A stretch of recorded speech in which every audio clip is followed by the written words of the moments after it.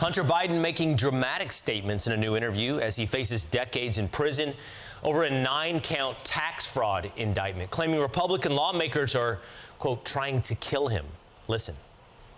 They are trying to, in their most illegitimate way, but rational way, they're trying to destroy a presidency. And so it's not about me. In their most base way, what they're trying to do is they're trying to kill me, knowing that it will be a pain greater than my father could be able to handle. House Ways and Means Committee Representative Brad Wenstrup joins us now to react. Congressman, are you in on a plot to murder Hunter Biden? Yeah, this is a pretty outrageous claim, and certainly one that Hunter would not be able to defend. Look, Joe Biden's legacy is being cemented by Joe Biden himself right now, and the polls across America reflect this. You know, what is taking place right now with Hunter Biden is something that he should take more concern with rather than what Republicans may be doing, because it's actually what Hunter Biden and possibly his father have been doing, and seemingly his father have been doing over time. You know, it was interesting to hear Hunter's lawyer say if Hunter Biden's name was anything other than Biden, these new charges against him would not have been brought. These new charges are 3 felonies and 6 misdemeanors. Well, I would agree with the lawyer to one degree, because if his name was other than Biden, then there would be no quote unquote Biden brand, which is Joe's influence that has been used to garner millions of dollars for the Biden family businesses, if you will. And, you know, you look back in July, there was a plea deal for Hunter Biden to bring everything down to 1 misdemeanor and wipe out all the others. Well, thanks to the whistleblowers that have come forward, whose stories have been consistent and verifiable, and 2 people that have nothing to gain, I would say that these indictments further enhance the whistleblower's testimony on the wrongdoings of Hunter Biden and the family. And it shows that these whistleblowers were prevented from following leads. And the indictment is rather scathing. It calls out about a 4-year scheme to not pay $1.4 million in federal taxes. Or what about why do they owe those taxes? Where did the money come from? That's exactly the point. By the way, to your point, thank goodness for those whistleblowers.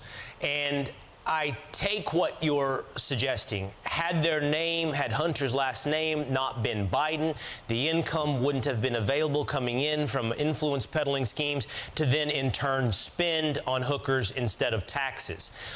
But the real important point is how that money did come in. And the only people seemingly looking into that right now is the investigation at the House, where there's been a plan to depose Hunter, to bring him into private chambers. That's the debate. Can we get him into private chambers to have a real deposition? Are you concerned this indictment gives him an escape hatch, that he can now say, I plead the 5th Amendment, I'm not going to testify before the House?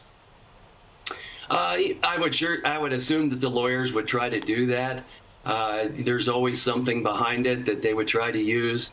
But at the same time, just this past week on Ways and Means, we got 56 pages of new evidence, and we have about 1,100 pages so far.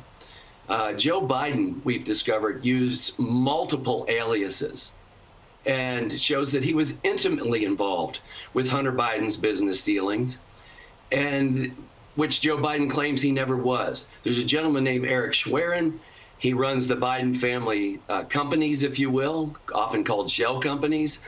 There's multiple emails to Joe Biden's aliases with Hunter Biden. And the emails increased around the time that Joe Biden was vice president and went to Ukraine and subsequently got the prosecutor fired who was looking into Burisma for alleged malfeasance, and the prosecutor was fired, and keep in mind, Hunter Biden was on that board. Joe Biden has attended luncheons with Chinese energy companies, and specifically, there is a gentleman named Patrick Ho who gave $1 billion supposedly for legal services to Hunter Biden, which were never provided.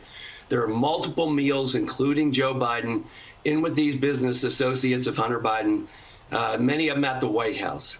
So, one of the things that I think this last week in Ways and Means is Democrats are trying to take Joe Biden away from Hunter Biden.